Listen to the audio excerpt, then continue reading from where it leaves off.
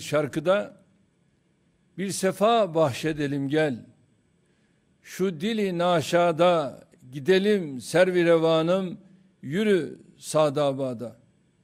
Gönüllerde işte böylesine derin izler bırakan bu nadide ilçemizin tabii ve tarihi güzelliklerine uygun şekilde geliştirilmesinden memnuniyet duyuyorum. Meydan düzenlemesinin Sultan Abdülaziz'den Sultan Abdülhamid'e kadar ecdadın hatıralarını yaşatan bu ilçemizin cazibesini daha da artıracağına inanıyorum. Bunun dışında pek çok alanda Kağıthane'yi İstanbul'un parlayan yıldızı haline getirecek yatırımları hayata geçiriyoruz. İlçemiz için önemini bildiğim ve Seyrantepe'de inşası süren 620 yataklı hastaneyi inşallah yakında tamamlıyoruz.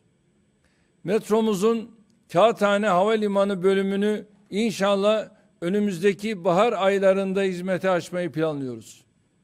Kentsel dönüşüm projeleri Çevre ve Şehircilik Bakanlığımızla işbirliği halinde sürüyor. İlçemize 2 millet bahçesi kazandırmanın hazırlığı içindeyiz. Millet Kıraathanesi, çocuk kütüphanesi, uzay evi, sosyal medya stüdyosu gibi hizmetlerle evlatlarımızın önüne yeni dünyalar açıyoruz. Sosyal yardım merkeziyle dar gelirli vatandaşlarımıza, maharetli eller çarşısıyla kadınlarımıza, istihdam hizmet noktasıyla işsizlerimize, engelli hizmet merkeziyle engellilerimize, bağımlılıkla mücadele merkeziyle özellikle tütün, alkol, madde ve internet bağımlılarına yönelik hizmetlerimizi mücadele bazında veriyoruz. Teker teker saymaya kalksak saatler, günler sürecek. Bu çalışmalar sayesinde Kağıthane'yi geleceğe hazırlıyoruz. Tüm bu güzel hizmetleri ilçemize kazandıran belediye başkanımızı ve ekibini, çalışmalarda emeği geçen herkesi, mimarından mühendisine, işçisine kadar tebrik ediyorum. Değerli arkadaşlar, seçimlerde şehirlerimizi kendi hikayelerine uygun projelerle donatma sözü vermiştik. Ülkemizin dört bir yanında belediyelerimizle birlikte bu sözümüzü yerine getirecek yatırımları hayata geçiriyoruz. Millet bahçeleriyle, yeşil alanlarla, millet kıraathaneleriyle, kentsel dönüşüm projeleriyle, restorasyonlarla şehirlerimizin çehrelerini değiştiriyoruz. Çocuklara, gençlere, yaşlılara, engellilere, kadınlara yönelik özel projelerle, sosyal destek programlarıyla milletimizin her kesimine hizmet götürüyoruz. Eğitimden sağlığa, ulaşımdan enerjiye, sanayiden spora kadar geniş bir alanda son 18 yılda kurduğumuz güçlü altyapı üzerinde yepyeni bir Türkiye inşa ediyoruz. Elbette bu kutlu yürüyüşte önümüze pek çok engel de çıkıyor. Pek çok tuzakla da karşılaşıyoruz.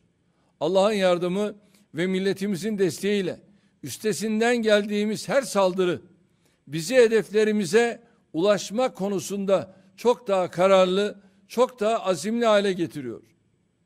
Salgın gibi küresel bir sağlık krizine ve bununla bağlantılı olarak giderek derinleşen ekonomik sıkıntılara rağmen Türkiye'nin hedeflerine doğru yürümekten vazgeçmemesi bazılarını şaşırtıyor. Hatta çıldırtıyor. Dışarıdaki şaşkınları anlayabiliyoruz. Ama maalesef içerideki şaşkınları anlamakta zorluk çekiyoruz. Ağızlarını her açtıklarında demokrasiden, haktan, hukuktan, adaletten bahsedenlerin AK Parti'ye ve Cumhur İttifakı'na yönelttikleri tehditlere baktığımızda katıksız bir faşizmin izlerini görüyoruz. Ne diyorlar? İktidara gelirsek AK Parti'yi kapatacağız diyorlar. AK Parti'yi destekleyen iş adamlarının şirketlerine el koyacağız diyorlar. AK Parti'ye karşı muhalefet etmeyen medya kuruluşlarının kapısına kilit vuracağız diyorlar. AK Parti ile çalışan memurları işten atacağız diyorlar. AK Parti'de görev yapanların mallarına, mülklerine el koyacağız diyorlar. Daha bunun gibi pek çok zırvayı dillerine doluyorlar. Nerede kaldı sizin demokratlığınız? Hukuk devletine bağlılığınız, insana saygınız? Tabii biz bunları tek parti diktatörlüğü döneminden biliriz. Biz bunları 27 Mayıs'ta milletin seçtiği başbakanı ve bakanları alçakça dar ağacına göndermelerinden biliriz.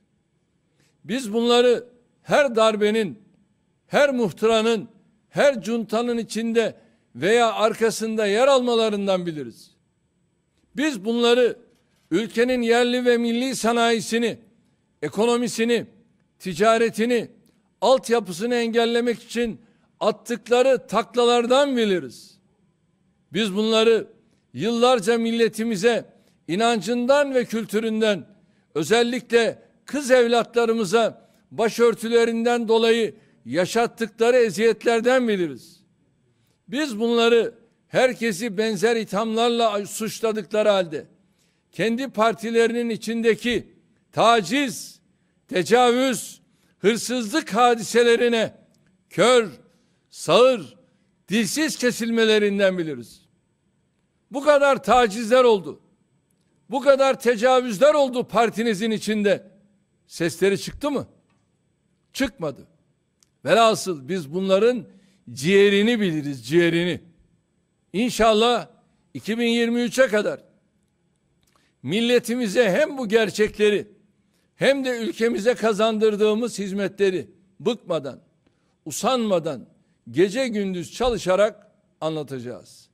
Türkiye'nin 2053 vizyonunu hayata geçirebilmesi için 2023'ün ne kadar önemli olduğu konusunda her vatandaşımızı ikna edeceğiz.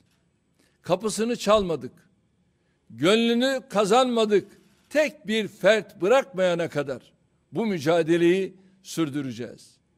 Yürüttüğümüz mücadeledeki en büyük gücümüzün altına imza attığımız hizmetler olduğunu asla unutmadan yatırım yapmaya, proje üretmeye, eser inşasına devam edeceğiz.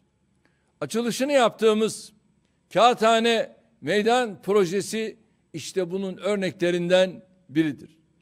Bir kez daha meydanımızın ilçemize ve şehrimize hayırlı olmasını diliyor. Tüm kağıthanelileri bu güzel eserle beraber mutlu bir şekilde baharı kutlamaya özellikle davet ediyorum. Emeği geçenleri tebrik ediyorum. Kağıthaneli vatandaşlarıma sevgilerimi, saygılarımı sunuyorum. Kalın sağlıcakla. Kalın sağlıcakla. Evet, şu anda Çevre ve Şehircilik Bakanımızı görüyorum. Yanında İstanbul Valimizi görüyorum.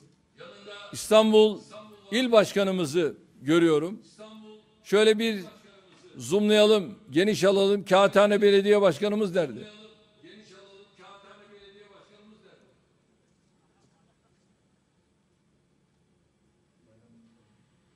Evet. Kağıthane Belediye Başkanımız Mevlüt Bey nerede? Göremiyorum. Tamam, şimdi gördüm. Şöyle bir alanı, Kağıthane Meydanı'nı da şöyle bir zoomlayalım.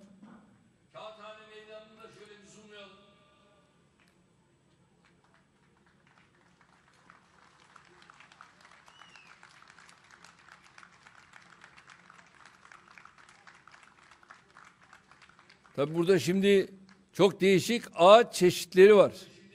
Yeşil bitkilerimiz var. Evet. Bodur ağaç çeşitlerimiz var. Bunlarla tabii Kağıthane Meydanı çok daha güzel bir hale geldi. İnşallah baharla birlikte burada anneler çocuklarıyla, yavrularıyla çok daha farklı bir şekilde vakit geçirebilecekler. Evet, hazır mıyız? Kordeleyi kestikten sonra makaslar bugünün hatırasına sizlerde kalacaklar. Evet Murat Bey, buyurun. Sayın Cumhurbaşkanım, ben Kağıthane'den, İstanbul'umuzdan, buradaki kıymetli kardeşlerim adına sizlere selam ve hürmetlerimi sunuyorum. Zat halinizin başlatmış olduğu Sadabat Dere Islah Projesi İstanbul'umuzda yapılmış en önemli çevre projelerinden birisi. Yine Başak Konutları Türkiye'de toplu konut anlamında yapılmış ilk konut projelerinden birisi Sayın Cumhurbaşkanım. Biz bu projelerin yer aldığı, sizin hizmetlerinizin, eserlerinizin yer aldığı Kağıthane'mizdeyiz. Yine sizin talimatlarınızla Kağıthane Belediye'mizle birlikte hem İller Bankası Genel Müdürlüğümüz hem Toplu Konut Dairesi Başkanlığımızla birlikte Kayan, biliyorsunuz, istinat duvarının çökmesiyle burada bir binamız yıkılmıştı ve talimatlarınızla buradaki kentsel dönüşüm projesini başlattık. 688 konutun inşasını %60 seviyesine 6 ay gibi kısa bir zamanda getirdik. İnşallah bir yıl içerisinde de teslim edip teşriflerinizle bu töreni de gerçekleştireceğiz. Burada 44 ilimizde 79 tane şehir meydanlarını ihya edecek projeleri yürütüyoruz talimatlarınızla. Sizin yayınlamış olduğunuz manifesto çerçevesinde de projelerimizi belediyelerimizle, milletvekillerimizle, valilerimizle birlikte yürütüyoruz efendim. Buradaki projenin biz Kağıthane'mize, İstanbul'umuza hayırlı olmasını diliyor. Sizleri bir kez daha saygı ve hürmetle selamlıyoruz. Evet, makaslar sizde, kordela önünüzde ve kordeleyi kesiyoruz. Makası da bugünün hatırasına sizde kalıyor. Ya Allah! Bismillah. Bismillah.